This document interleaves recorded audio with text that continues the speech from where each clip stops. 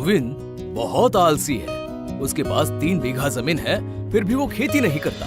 उसे कोई काम अच्छा लगता ही नहीं। इसी आलसीपन की वजह से उसकी बीवी को भी ये पसंद नहीं था। उसकी बीवी गुस्सा होकर बोली, अभी भी पड़े पड़े सो रहे हो? पता नहीं कौन से मिट्टी से बने हुए हो तुम। समझ में नहीं आता ये इंसान सोता कैसा इतनी देर।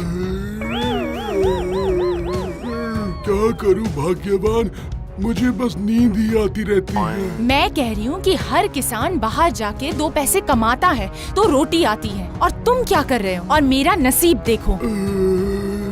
देखो मेरे सामने उबासी ले रहे हो। उबासी लेना बंद करो। समझ में नहीं आ रहा मैं क्या कह रही हूँ? अभी के अभी बाहर जाओ और जितनी जमीन है सब जोत के आओ, समझ गए? और अगर पूरा काम नहीं कर पाए तो गलती से भी घर पे लौट के मत आना, समझे तुम? बाहर जो आंगन है ना, वहाँ पे पड़े पड़े सोते रहना तुम।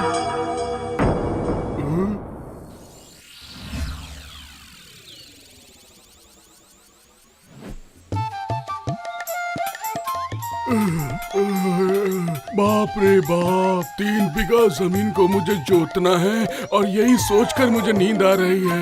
हल चलाऊंगा तो मैं बीज नहीं बो पाऊंगा। कुछ समझ में नहीं आ रहा है। चलो सो ही जाता हूँ और उसके बाद ही कुछ करूंगा।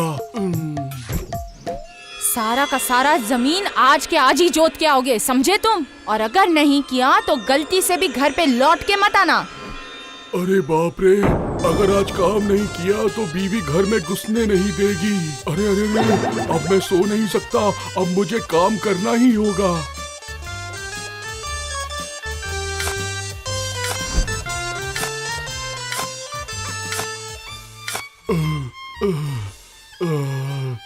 बाप रे, धूप इतनी तेज है, मेरे तो पसीने ही छूट रहे हैं। अब थोड़ा पानी पीना ही पड़ेगा।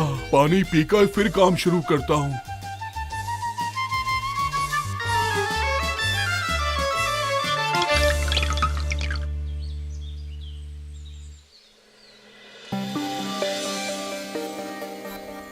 ओ गोविंद, ओ गोविंद।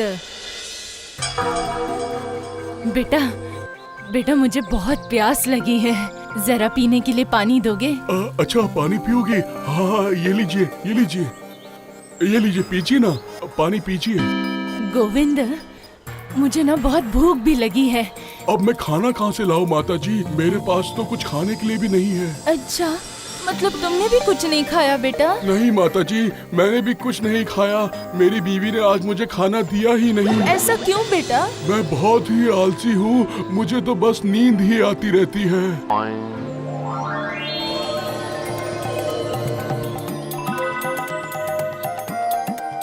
मुझे खेती बाड़ी करना बिल्कुल अच्छा नहीं लगता माँ। अब मैं क्या करूँ बताइए ना। ठीक है, तो फिर तुम कोई दूसरा काम करो। क्या करूँ? मुझे कुछ भी काम करना अच्छा नहीं लगता है। आज मैंने बहुत ही कम काम किया है और मुझे कब से आलस और नींद ही आई जा रहा है। कब शाम हो गई मुझे पता ही नहीं चला। तुम्हारी तकलीफ मैं समझ रही हूँ। तुम्हारी सारी तकलीफें दूर हो सकती है बेटा, अगर तुम मेरी बात मानोगे तो। कौन सी बात माँ? सुन फिर, एक काम कर तू, आज थोड़ी तकलीफ उठा के सारी की सारी जमीन जोत दे तू और धान उगा। और जो धान उगेगा, हर बीघा के 1 धान में 1 सोना तो उगेगा और तुझे ऐसे 3 धान मिलेगा और जो होगा पक्का सोना। और अगले बार जब तू फिर से खेतीबाड़ी करेगा तो तुझे 3 की जगह 6 सोने का धान मिलेगा और वैसे ही तेरे सारे दुख दर्द दूर हो जाएंगे। एक दिन देखना, तेरी सारी गरीबी दूर हो जाएगी, सब धान तेरा सोना हो जाएगा और तुझे कोई तकलीफ नहीं रहेगी। फिर तो कोई भी मुझे नींद से जगाएगा ही नहीं। कितना मजा आएगा। जब मन करे सो जाऊंगा। हाँ, सही कहा, जब मन हो तब तू सो सकता है। अब जाकर काम कर। अच्छा माँ, अब मैं घर जाके आपके बारे में अपनी बीवी को जरूर बताऊंगा। सारी बातें बता दूंगा, ठीक है ना?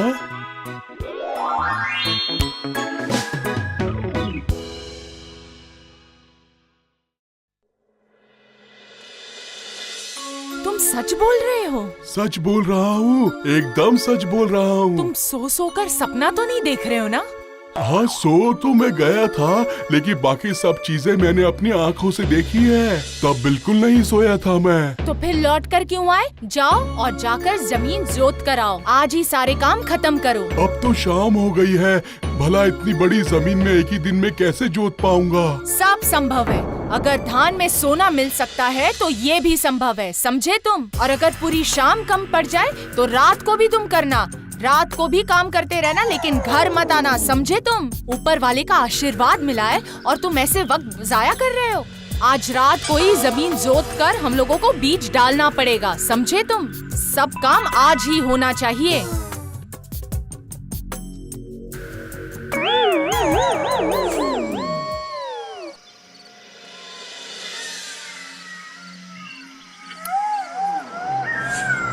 चलो शुरू करो। भाग्यवान, आज रहने दो ना, बहुत नींद आ रही है।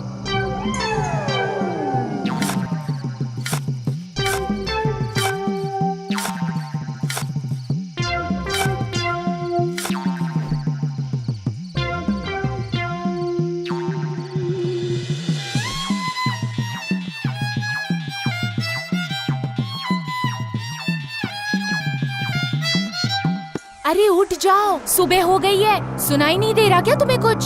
जल्दी उठो और जाओ। पर अभी तक तो सूरज भी नहीं निकला, अभी तो अंधेरा ही है। सुबह से खेती के लिए जाओगे या नहीं? धान में पानी डालना होगा, अगर कोई गंदगी होगी तो उसे साफ करनी होगी। अच्छा धान नहीं उगेगा तो सोना कहाँ से मिलेगा, बताओ तुम? मैं खेत में आकर तुम्हें तुम्हारा खाना भी दे दूंगी। आज हम दोनों वहाँ बाहर ही रहेंगे, पहरा भी देंगे। पहरा क्यों देना होगा? वहाँ पर तो सबके खेत हैं। सबके धान में सोना थोड़ी ना है तुम्हारे धान जैसा। और अगर एक भी धान खराब हो गया तो क्या करेंगे हम? और जो धान खराब हो गया अगर उसमें सोना रहा तो क्या करेंगे हम लोग?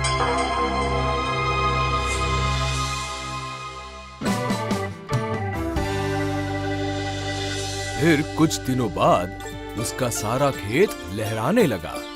धान के ऊपर सूरज की किरण पड़ते ही खेत सोने की तरह चमकने लगा। आहा, कितना अच्छा लग रहा है, बताओ?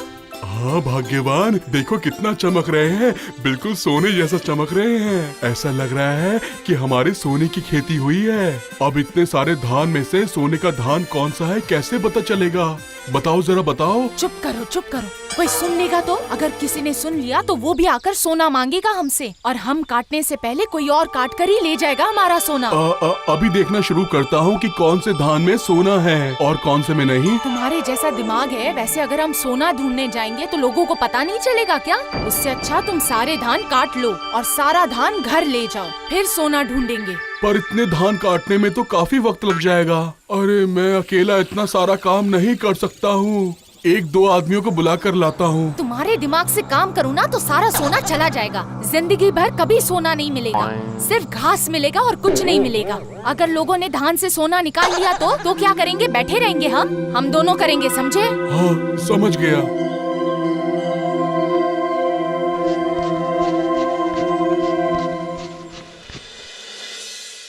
क्या रे गोविंद, क्या आज बीवी के साथ सुबह सुबह आ गया फसल काटने? क्यों, क्या बात है?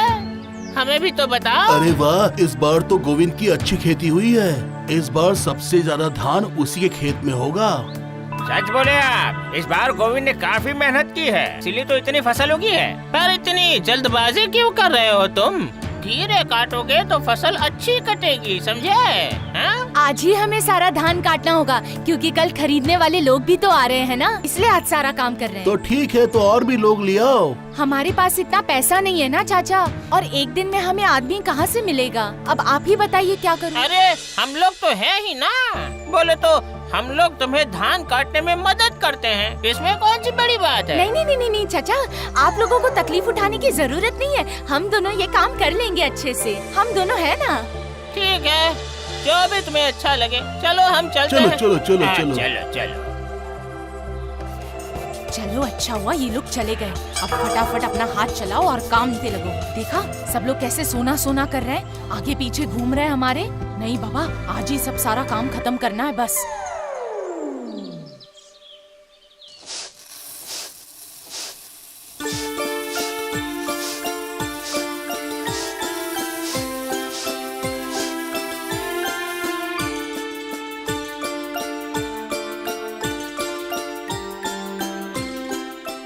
जी सुनते हो, सोना तो मिला ही नहीं।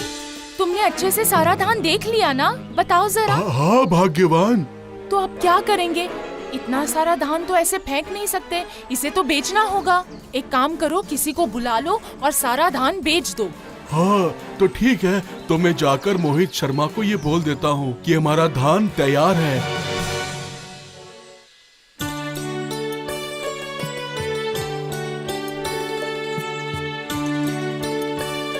अरे वाह, तुमने तो काफी अच्छी फसल उगाई है। लग रहा है सोने की फसल उगी है। वाह वाह वाह, माँ लक्ष्मी प्रसन्न है तुम पर। हाँ आपने सही कहा। गोविंद, तुम्हें तो पता ही होगा कि अच्छी फसल हो तो मैं पैसों के बारे में हिचकिचाता नहीं हूँ।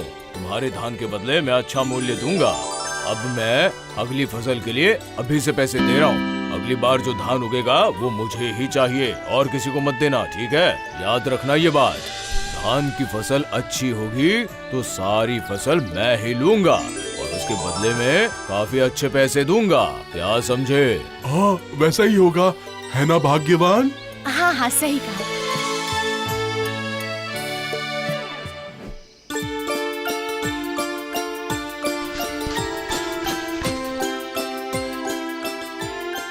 अरे बाप रे, ये तो बहुत सारा पैसा है। हाँ मैं भी वही देख रहा हूँ, लेकिन हमें सोना तो मिला ही नहीं। 3 सोने का धान बेच के हमें थोड़ी ना इतना पैसा मिल जाता। ना वो तो नहीं मिलता था, लेकिन इन पैसों से हमारी जिंदगी अच्छी तरह से बीत जाएगी और हमारा घर खर्च भी अच्छे से चलेगा। क्या बोलती हो भाग्यवान, मैंने सही बोला ना? सही बोला। यही हमारी सोने की फसल है। हम दोनों ही बेवकूफ है। हम दोनों लक्ष्मी की असली बात तो समझ ही नहीं पाए। जो वो असली में बताना चाहती थी वही नहीं समझे। हम सच में बेवकूफ है। असल में धान मतलब ही तो सोना है, ऐसा मतलब ही लक्ष्मी। अरे वाह भाग्यवान, क्या दिमाग पाया है तुमने। हाँ तो फिर तो अगली बार भी हम ऐसे ही खेती करेंगे और इसी तरह हम अपना सोना उगाएंगे। क्या बोलती हो भाग्यवान?